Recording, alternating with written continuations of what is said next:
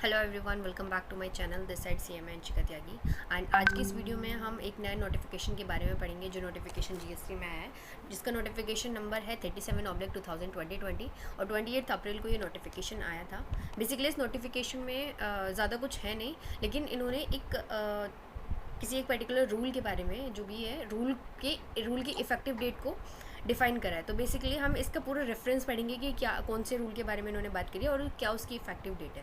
इन्होंने बोला है in exercise of the power confirm section 164 में जो पावर दी हुई है उसको यूज़ करके उन्होंने एक नोटिफिकेशन निकाला, रूल्स में अमेंडमेंट करा था, गवर्नमेंट ने रूल्स में अमेंडमेंट करा था, जिसका नोटिफिकेशन नंबर था 31/2019 डेटेड 28 जून 2019। तो यहाँ पे जो ये नोटिफिकेशन निकला था 31/2019, यहाँ पे बहुत सारे रूल्स में अमेंडमेंट करी गई थी, लेकिन वहाँ पर कुछ अमेंडमेंट्स जो हुई थी उसमें बोला गया था कि हम ये चीज़ इंसर्ट कर रहे हैं, लेकिन ये इफ़ेक्टिव होगी उस डेट से जिस डेट को हम बाद में नोटिफाई करेंगे। लेकिन अभी कुछ रूल्स को नोटिफाई कर दिया गया था, लेकिन कुछ रूल्स को अभी नोटिफाई नहीं किया गया था। तो इन्होंने यहाँ पे बोला, दो रूल के बारे में यहाँ पे इन्होंने डिस्कस करा है, rule 9 and rule 25 of this notification, that is notification number 31/2019। इन दोनों रूल को नोटिफाई किया गया है और उसको बोला गया है the government hereby appoints the 21st day of the April 2020 as the date from which the said provision of the rules shall come into force। तो 21 अप्रैल से उनको, मतलब कि वो जो प्रोविजंस हैं वो उनको नोटिफाई कर दिया गया है और वो एप्लीकेबल हो जाएंगे। लेकिन वो प्रोविजंस थे क्या? सबसे बड़ा क्वेश्चन आता है कि ये रूल 9 और रूल 25 में लिखा हुआ क्या था। तो मैं आपको सीधा उस नोटिफिकेशन पे लेके चलती हूँ, नोटिफिकेशन नंबर 31/2020।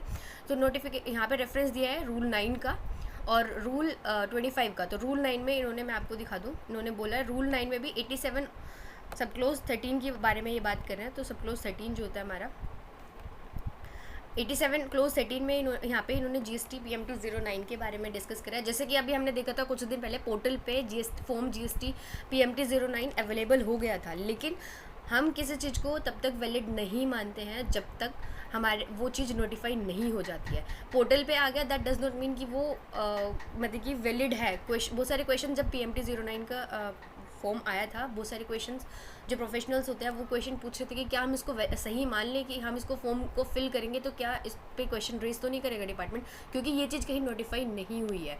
तो फाइनली गवर्नमेंट ने इस चीज़ को नोटिफाई भी कर दिया। अब उसको वो आप फिल करोगे, अगर उससे आप उस GST PMT 09 को फिल करके आप कोई बेनिफिट ले रहे हो तो आपके ऊपर कोई क्वेश्चन रेज नहीं किया जाएगा, क्योंकि अब ये लॉफुली हो गया है।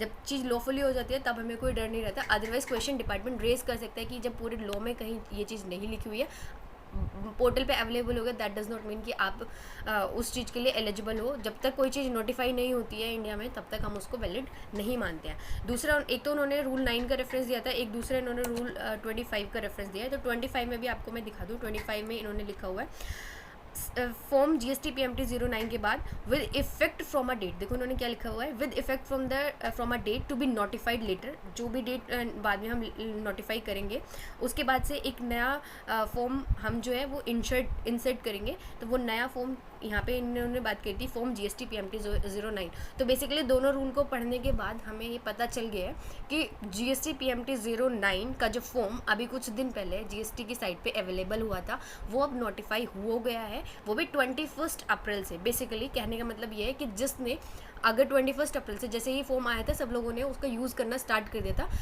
कुछ लोगों ने ये क्वेश्चन रेज करा था कि इसका मतलब कि अभी कोई लीगली तो ये नोटिफाई नहीं हुआ है, तो क्या हमारे लिए ये फॉर्म यूज़ करना बेनिफिशियल है या नहीं है। तो कुछ जिन लोगों ने यूज़ भी कर लिया था उनके लिए भी गवर्नमेंट ने रिलीफ दिया है, क्योंकि इन्होंने रेट्रोस्पेक्टिवली इफेक्ट दिया उसको। 28 अप्रैल को वैसे नोटिफिकेशन आया है, लेकिन उन्होंने अब इफेक्ट उसको दिया है 21 अप्रैल से। तो जिन्होंने 21 अप्रैल से इसका यूज़ करना स्टार्ट कर दिया था, उन्होंने अगर यूज़ कर लिया है तो कोई डरने वाली बात नहीं है। आपने यूज़ करा है, आपने लॉफुली यूज़ करा है, तो इस पर आपसे कोई क्वेश्चन रेज नहीं किया जाएगा।